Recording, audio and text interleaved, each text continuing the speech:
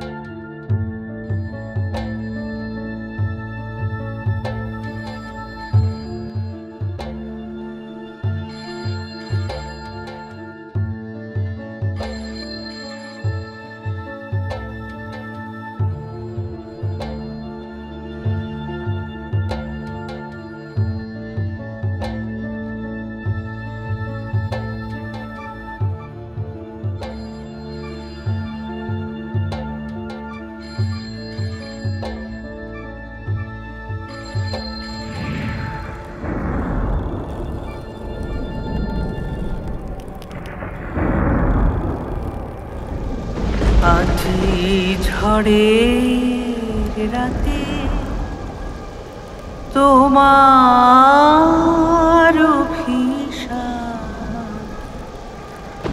পরাণ সখা বন্ধু হে আমার। আকাশ কাঁদে হতাশ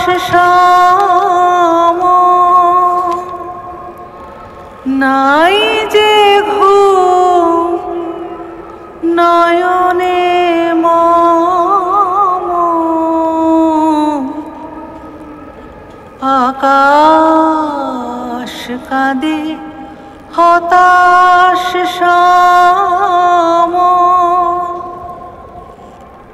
নাই যে ঘুম নয়নে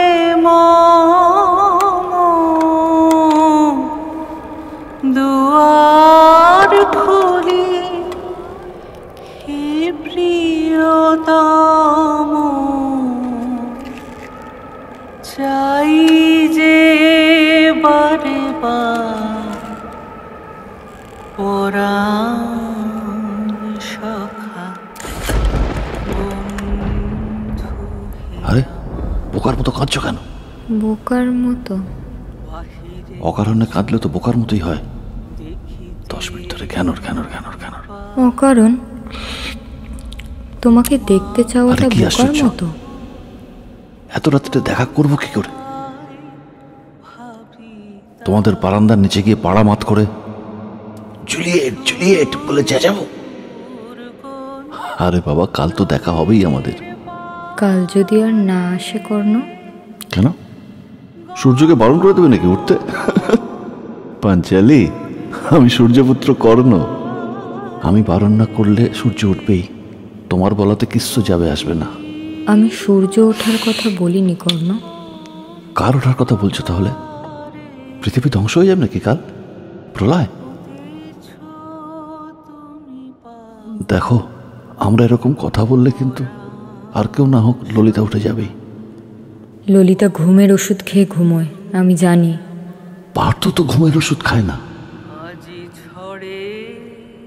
যাকে এবার ফোনটা রাখো, অনেক রাত হয়েছে। ঠিক আছে, তুমি তোমার তরল গরলেই ডুবে থাকো তাহলে। আমি চললাম। কাল তাহলে এসপ্ল্যানেডে?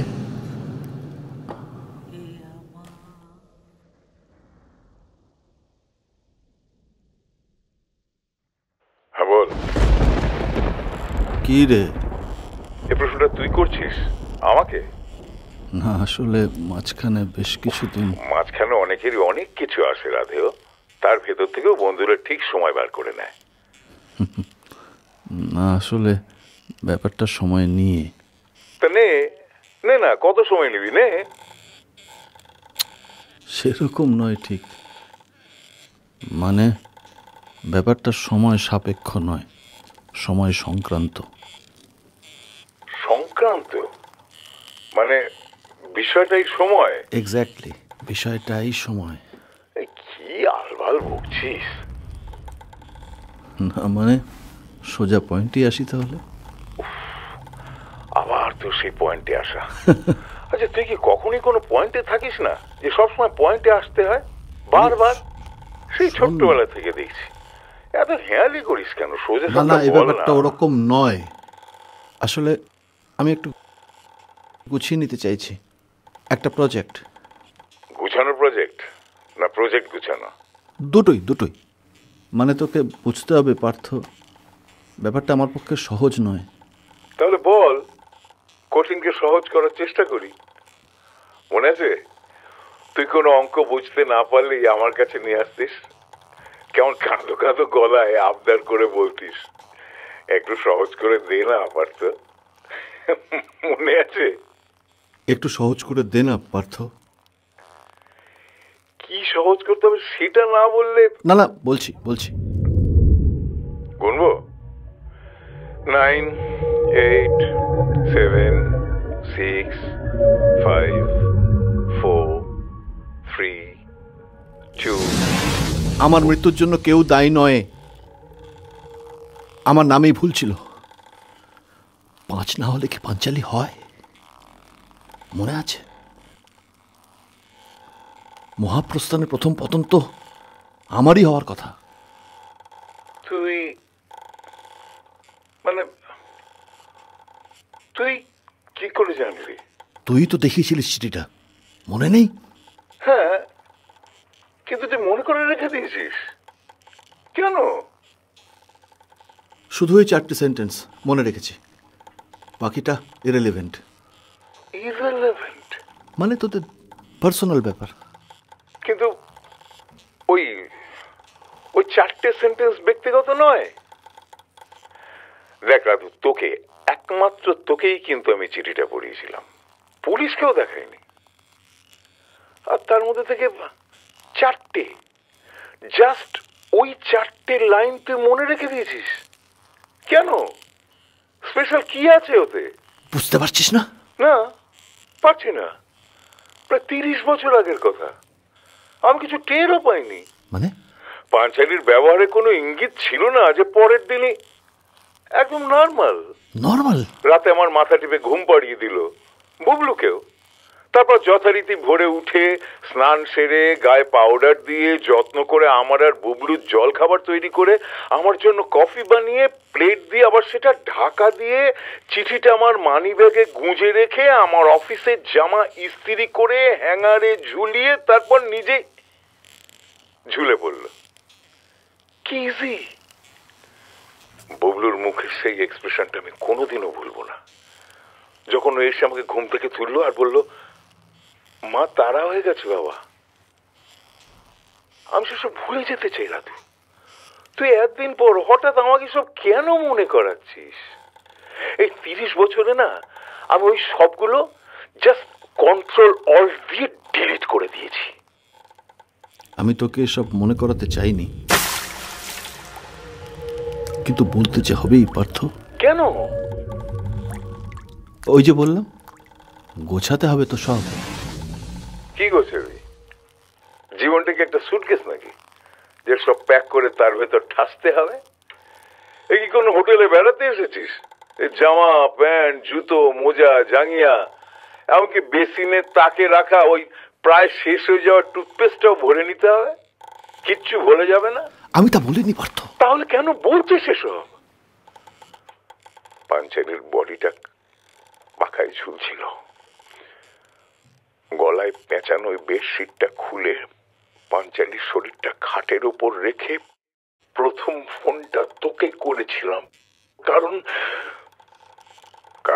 পাঞ্চালির ব্যাপারে তুই একটা ভাইটাল ব্যাপার জানিস না পার্থ।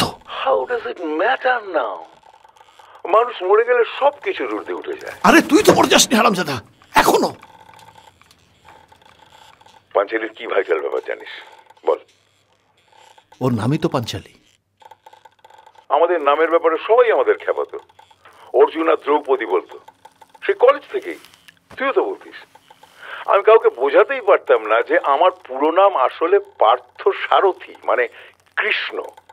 আমি কোনোদিনই অর্জুন ছিলাম না। 5 না হলে কি পাঞ্চালি হয়? দ্রৌপদীর পঞ্চপাণ্ডব ছিল বহু গমন।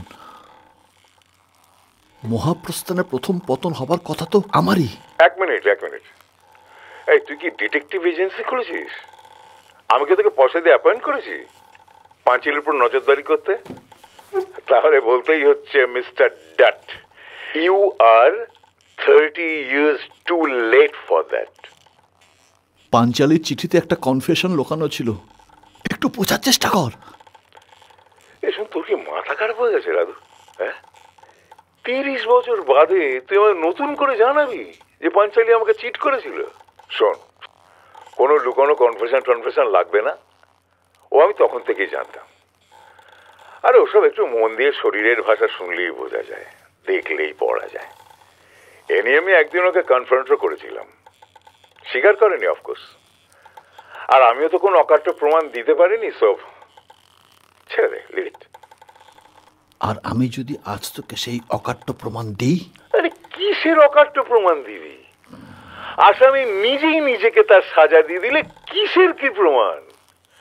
আইপিসিতে তো এরকম কোনো মরণোত্তর অ্যাক্ট নেই। আরে বলছিলিস না ইররিলেভেন্ট? একমাত্র মরে গেলেই সব ইররিলেভেন্ট হয়ে যায়, তার আগে নয়। কিন্তু বিশ্বাস কর রাধু, এসবে না আমার কিচ্ছু যায় আসে না, জাস্ট পাল ছিঁড়া গেছে। বুবলু সেটেলড হয়ে গেছে, ভালো জামাই, দুজনের ক্যারিয়ার অল সেট। ব্যাঙ্গালোরে প্রাইম এলাকায় 5 BHK ফ্ল্যাট কিনে ফেলেছে। আমি দাদু বন গায়া, কারোর করোনা হয়নি, ব্যাস। আর কি চাইছিস দাদা? বকচুদা, সিঙ্গেল ফাদার কথাটা শুনেছিস? জানিস না, বিধবা মা ছেলেকে মানুষ করে শুনেছিস? বিধবা বাপ মেয়েকে মানুষ করে শুনেছিস? পারলাম তো পাঞ্চালিকে ছাড়াই। দেখ ভাই, সিঙ্গল মল্ট রেড লেভেল, হ্যাঁ, অলরেডি আমি 4 পেগ ডাউন। প্লিজ ভাই, দয়া করে আমার নেশাদার গান মেরে দিস না প্লিজ। কে আমার বউকে করে, কে কোথায় কবে নিয়ে গিয়ে কি করেছে, কিভাবে লাগিয়েছে, নাভির 1.5 ইঞ্চি নিচে বাঁদিকে জরুল ছিল কিনা সে বিষয়ে আমার বিন্দু মাত্র কৌতূহল নেই। জাস্ট পাল ছেড়ে গেছে, জাস্ট জিরো। কিন্তু লোকটা যদি তোর চেনা হয়? চেনা? হ্যাঁ, ভীষণ চেনা। এতটাই চেনা যে তুই ভাবতেই পারিস না যে তার দ্বারা এটা সম্ভব। কি বলতে চাইছিস তুই? আর কতভাবে বলবো বাড়া, বানান করে লিখে দেব। 1992 জুনে পাঞ্চালি দিল্লিতে কোনো কনফারেন্স অ্যাটেন্ড করতে যায়নি, আমিও হায়দ্রাবাদ যাইনি। আমরা মুসৌরি গেছিলাম একসঙ্গে, নাম ভারিয়ে। সেই থেকে শুরু। হোটেলের বিলটা আমার কাছে আছে এখনো।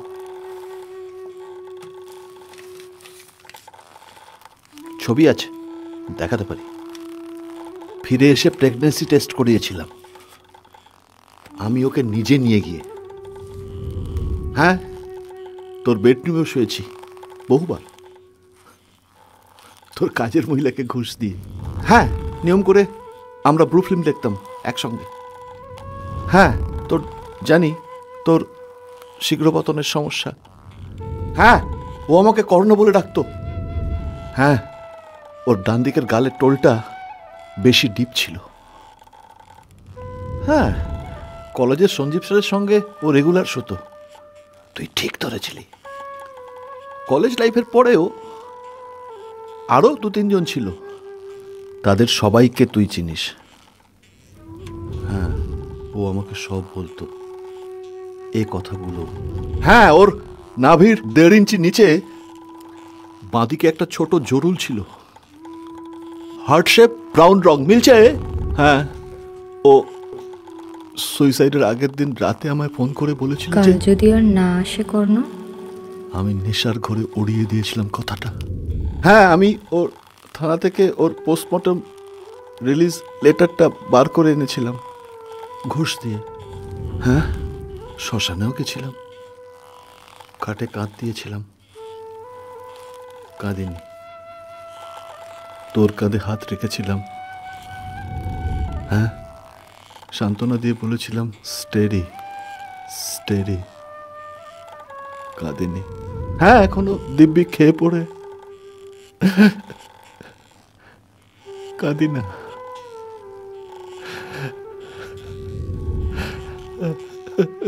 কাঁদি না, কাঁদি না।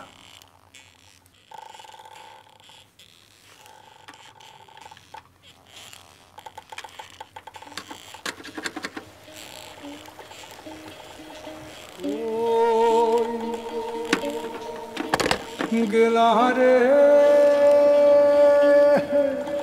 বন্ধু, কই রইলা রে,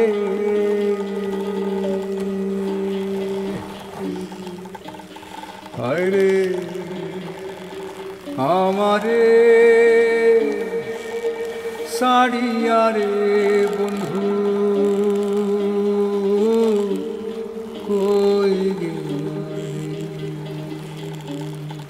বন্ধু, রঙিলা রঙিলা রঙিলা রে।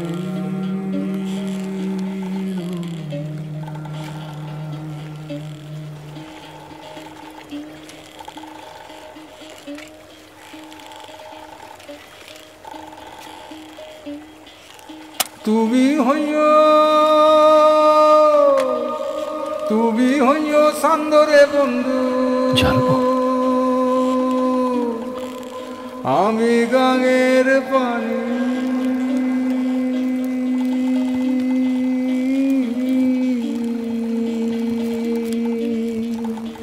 জোয়ারে ভাটাতে হবে, জোয়ারে ভাটাতে হবে, নিত জানি রে, নিত জানি বন্ধু রঙিলা।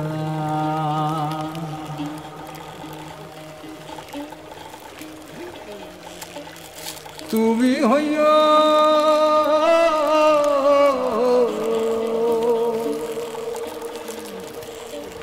তুমি হইয়া ফুল রে বন্ধু,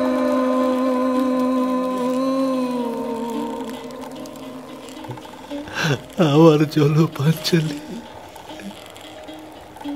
তুমি হইয়া ফুল রে বন্ধু, আমি হব হাওয়া, আবার চলো পাঁচালি। ফিরবো আমি, দেশ বিদেশে ফিরবো আমি, আবার চলো পাঁচালি। হইয়া পাগেলা রে, হইয়া পাগেলা রে, আবার চলো পাঁচালি, আবার চলো পাঁচালি, আবার চলো। তুমি সে কানে কইছিলা রে বন্ধু,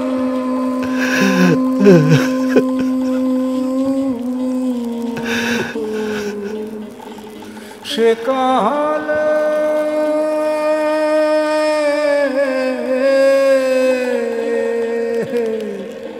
সে কালে কইছিলা রে বন্ধু, হস্ত দিয়া মাথে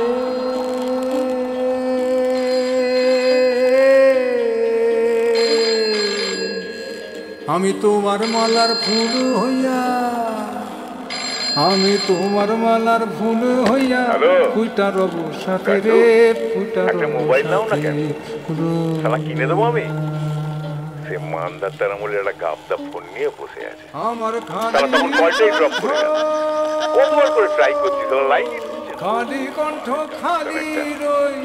শোন শোন শোন, বলছি লকডাউনের ব্যাপারটা মিটে গেলে তুই আর আমি খালি কণ্ঠ খালি রইল, না পড়িলাম মালা।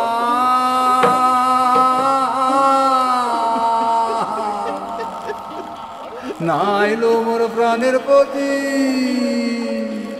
নাইলো মোর প্রাণের প্রতি, ডুইবা গেল বেলা রে, ডুইবা গেল বেলা। বন্ধু রঙ্গিলা, বন্ধু রঙ্গিলা, রঙ্গিলা রঙ্গিলা রে, আমারে শাড়ি আর বন্ধু কই গেলা রে, কই গেলা রে।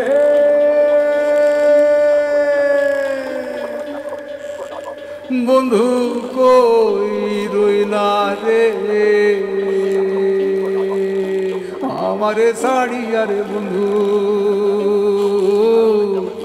কই রইলা রে, বন্ধু রঙিনা রঙিনা রঙিনা রে। যাওয়ার আগে তুই 1000টা জিনিসপত্র কিনে নিয়ে আসতে আর বাংকি ক্যাপটা পরে চলেছি। তোকে বাংকি ক্যাপ পরা থেকে চুপ করবি বাচ্চা। আমি পেরেছি, তুই সেই আবার সব কেমন সহজ করে দিলে। হ্যাঁ, হ্যালো হ্যালো রাধু, আরে কোনো রেসপন্স আমি করছিস না? হ্যালো, পেরেছি। আর তোর একটা কথাও শুনতে পাচ্ছি না। কি হলো? Hello hello,